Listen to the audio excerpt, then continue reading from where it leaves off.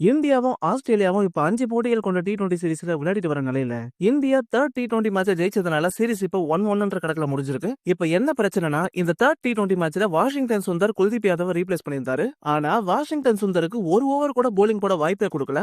இருந்தாலும் வாஷிங்டன் சுந்தர் பேட்டிங்ல 23 பந்துகள்ல 49 ரன்கள் அடிச்சு கலக்கியிருந்தாரு. சோ இந்த மேட்ச் முடிஞ்சதும் BCCI குல்தீப் யாதவ் நாங்க டீம்ல இருந்து ரிலீஸ் பண்றோம். அவர் கடைசி 2 T20 போட்டிகள்ல விளையாட மாட்டாருன்னு அறிவிச்சிருந்தாங்க. டீம் மேனேஜ்மெண்ட் சைட்லயும் இப்போதைக்கு குல்தீப் யாதவ் எங்க டீமுக்கு தேவைப்படல. அவர் சவுத் ஆப்பிரிக்கா கூட நடக்க போற டெஸ்ட் சீரிஸ்க்காக தயாராகிறதுக்காக போயிருக்காருன்னு சொல்லிருக்காங்க. இதனால நவம்பர் 6ஆம் தேதி இந்தியா ஏக்கும் சவுத் ஆப்பிரிக்கா ஏக்கும் நடக்க போற செகண்ட் டெஸ்ட் மேட்ச்ல குல்தீப் யாதவ் விளையாடுவார்னு சொல்லப்படுது.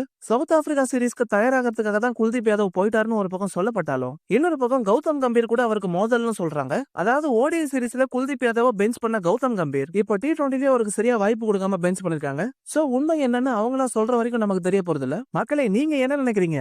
கம்பீர் வர்சஸ் குல்தீப் யாதவ் இஷ்யூ நிஜமா இல்ல வெறும் ரூமரா? கமெண்ட் செக்ஷன்ல சொல்லுங்க. அப்படியே நம்ம வீடியோ பிடிச்சிருந்தா லைக் சப்ஸ்கிரைப் பண்ணி சப்போர்ட் பண்ணுங்க.